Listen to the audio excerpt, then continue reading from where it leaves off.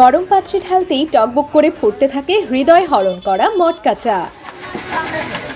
দুধ, চিনি, কাজু বাদাম, জায়ফল, সাদা ফল, কালো ফল, কিশমিশ দিয়ে তৈরি অত্যন্ত সুস্বাদু এক কাপ চায়ের দাম 40 থেকে 80 টাকা পর্যন্ত নিয়ে থাকেন দোকানিরা। একটা কাপ আমরা বিক্রি করি 50 টাকা, একটা 40 টাকা আছে, একটা 60 টাকা আছে। প্রথমে কয়লার আগুনে পুড়িয়ে নেওয়া হয় ছোট ছোট মাটির মটকা।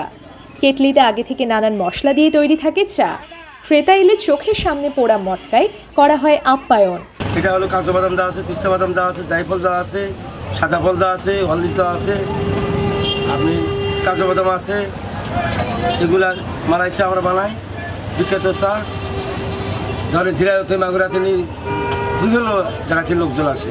শুক্রবার সহ ছুটির দিনগুলোতে শৌখিন চা প্রেমীদের এতই ভিড় পড়ে যায় যে সামাল দিতে ব্যবসায়ীদের রীতিমতো হিমশিম খেতে হয়। প্রথমে একটি চায়ের দোকান থাকলেও বর্তমানে বেশ কিছু চায়ের দোকান গড়ে উঠেছে শাহগোলা রেল স্টেশনে।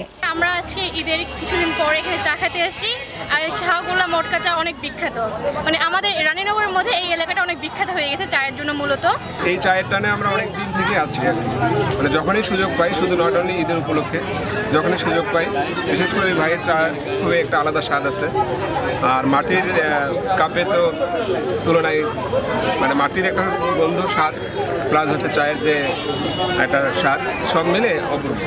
ঈদের দিন 3000 থেকে 3500 মটকা বিক্রির অভিজ্ঞতা আছে বলে জানান এই এলাকার প্রথম মটকা চা বিক্রেতা রমজান আলী। দীর্ঘ 3 বছর যাবৎ এই মটকা চা আমরা বিক্রয় করি।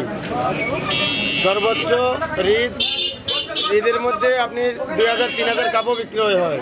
নওগাঁ জেলার আত্রাই উপজেলার শাহগোলা রেল স্টেশনের পাশে গড়ে উঠেছে বেশ কিছু চায়ের স্টল। আর এসব চায়ের দোকানে মটকা চা খেতে প্রতিদিন নওগাঁ জেলা সহ আশেপাশের জেলাগুলো থেকে ভিড় করেন নানা বয়সী মানুষ। Rifat Samira Chowdhury, Times today, Dhaka.